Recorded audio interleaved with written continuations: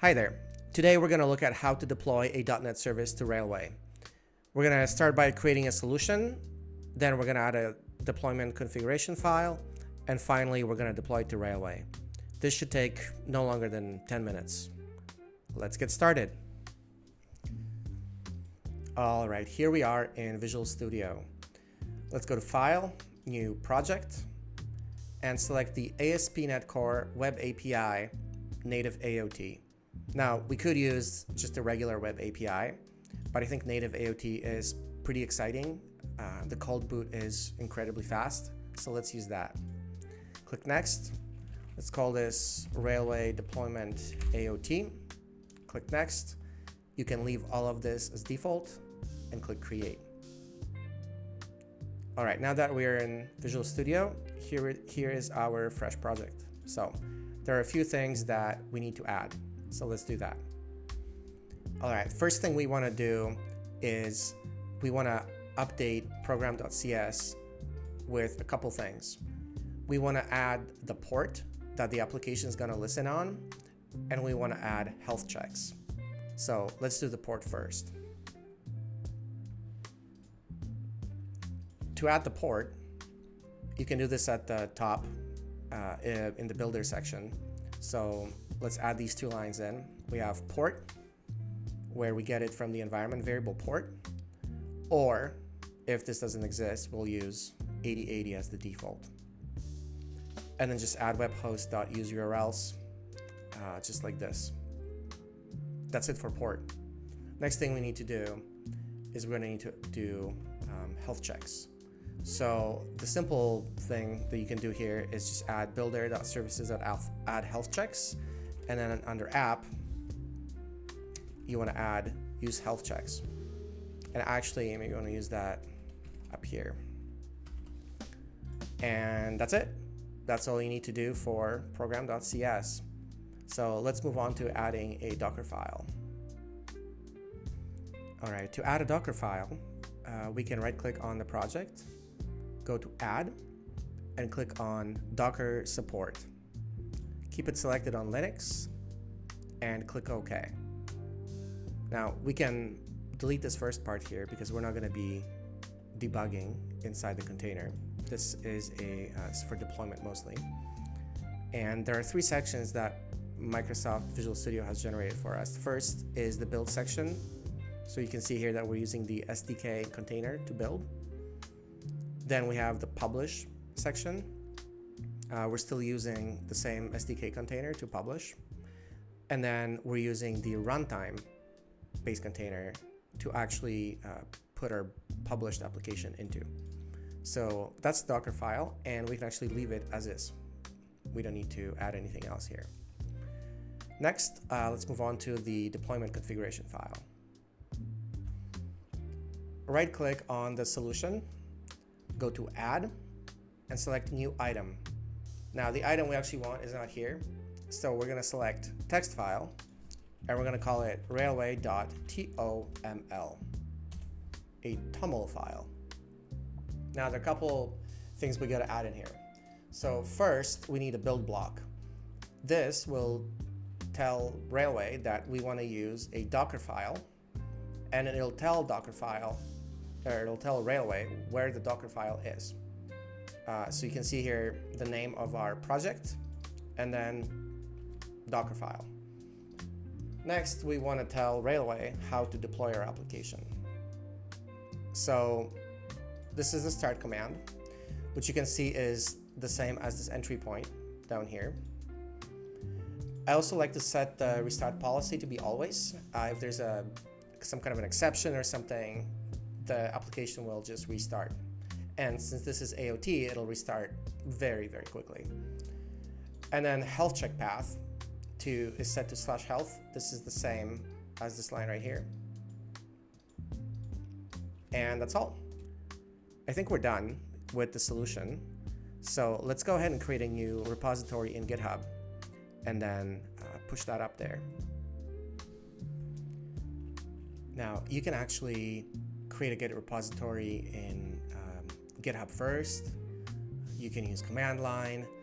I like to actually just use the Git tab in Visual Studio I know, but UI, it's just easier, it's faster. So I like to click here, create Git repository. It asks you what it is, like the details of the repository that you want to set up. And I actually have a GitHub account already set up for this. So we're gonna say MIT license, and then this code will be available for your perusal, linked in the description. You can see here that I have already logged in with my deploy and destroy account into GitHub, and the repository name is by default railway deployment AOT, which is the same as the solution and the project. So it says here it's a private repository. I'm actually going to uncheck that because it's not. So you'll be able to see this code, and you can click create and push. And yeah, let's save the solution. Click save. It's gonna do a commit. It's gonna push, and you can kind of see here it is done. So let's take a look at GitHub real quick and make sure that everything is there.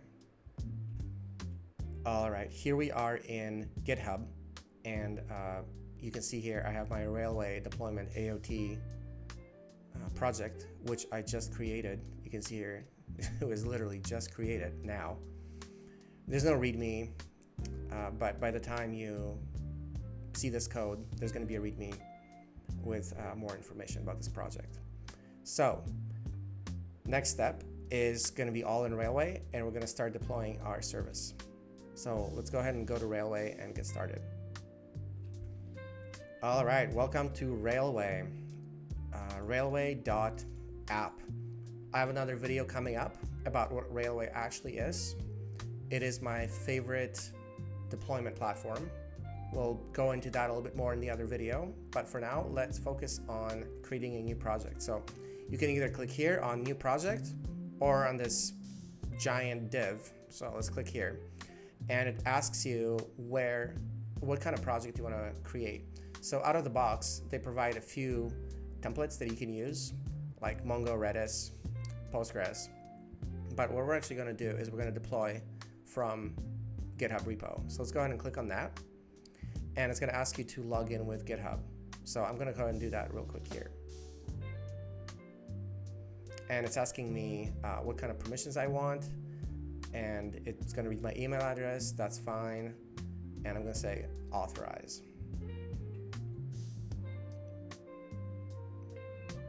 All right, now that we're back here, we've logged in with GitHub. When you click on this now, it's going to say which repository we want to pull from, right?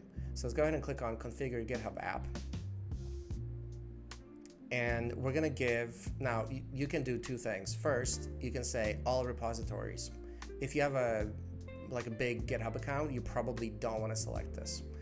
You want to select only select repositories. So when you click that, it's going to ask you which repositories do you want to give Railway access to. In our case, we have the Railway Deployment AOT repository, right? So I would recommend that if you have a big GitHub account, is to select this one and then go to select the repository that you want. In our case, Railway Deployment AOT is the repository that we want to pull from. So let's go ahead and click that and say install and authorize. Now we have to do this dance one more time. Let's go ahead and click here and say, this is the repository now that you have access to. So go ahead and select that. And we don't want to deploy now. The first thing we want to do is we want to add some variables. We want to configure our deployment first. So let's go ahead and click on add variables. It's creating the project. It's going to take a little bit of time. And here we are. So let's start adding some variables first. The only variable we need to add here is the Nixpacks SDK variable. So it's actually pretty straightforward. You can click in here, put in this Nixpacks _C#_SDK_ version. I know, a lot of underscores up in here.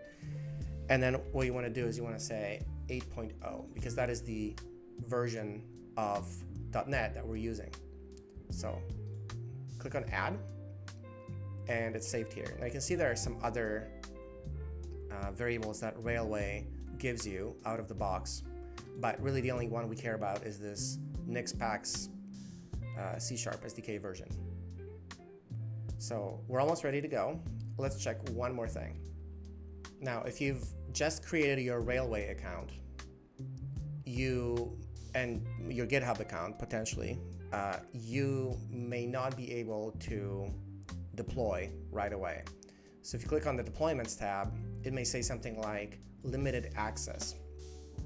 The reason for this is because Railway doesn't want to waste resources. For example, you could create an account on GitHub and then create an account on Railway, which is literally what I did here for this video. And your GitHub account is not old enough to be trustworthy, in which case they're going to limit the access for your account. So what you want to do is either connect a GitHub account that has some age to it. I don't know exactly what that age is, 3 months, 1 year, something like that. Or you can upgrade to a hobby plan, which is $5 a month. So you get your $5 with a trial, and then you upgrade to hobby, and you get another $5. Now this $5, like you keep it, it's total $10, right? So you click on View Details, and it tells you that the active plan is limited trial. What you actually want to do is you want to say deploy with hobby, right? So you go here, and it's asking you for your credit card number. I mean, kind of funny, but you input your information, click subscribe to hobby plan, and you're good. So I'm going to do that off camera, and then we'll be back at the deployment tab on the project. All right, we're back. We've subscribed to the hobby plan, and we're ready to deploy. Now, if we click on the deployments tab, we have no deploys yet. So let's go ahead and do that. You can click on deploy, and what that's going to do is it's going to pull your code from GitHub, and it's going to run a build on Railway. Now, this takes a little bit of time, especially the first time you're building. It can take up to a minute. So what you can do, you can see what's actually going on by clicking on View Logs. Now, in my case, I have already deployed this previously, so it already knows what container and everything to use, because the containers are cached, right? Because it's Docker. So you click on Build Logs, and you can kind of see what happened here. So it's following our Docker file, right? It's pulling from the .NET SDK and runtime. It's copying stuff, it's building, it's publishing the image, and then it's starting the health check. Now you can see here that the health check has succeeded down at the very bottom. And when we go to deploy logs, we can see that the container is running, and we actually got some diagnostic data from inside the container. So next thing we can do is actually see if our application is running. So here it says it's active. Let's go to settings. Before we can even hit this, let's go to settings, and we actually need to generate a domain so that we can access it from the outside. So let's click on that button. It's going to take a little bit of time, and it's going to create a URL for us. So let's click on that and see where it takes us. All right, looks like our application is running, but it's returning a 404. And that is because we actually have nothing on the root URL. We actually need to go to /todos to get a response. Now, you can see this JSON is exactly what you remember from program.cs. So our application's up, it's serving responses, and we're good to go. Now, back in Railway, there are other tabs you can explore, such as metrics, in case you're interested, how your application is doing, how many requests you're getting, how much memory it's using, CPU, and so on. You can add new variables. You can do new deployments. Now remember, every time you make any kind of change to your service, you're going to need to do a new deployment. For example, if you add a new environment variable, if you change any settings, it's going to ask you to apply these changes and do a new deployment. So keep that in mind. Now, these are zero downtime deployments. So your old deployment is running while your new deployment is being deployed, and then they switch.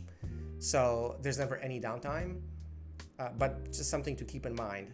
It's very deployment oriented, Railway is. And that's it for this video. Thanks for watching, and I'll see you in the next one. Take care.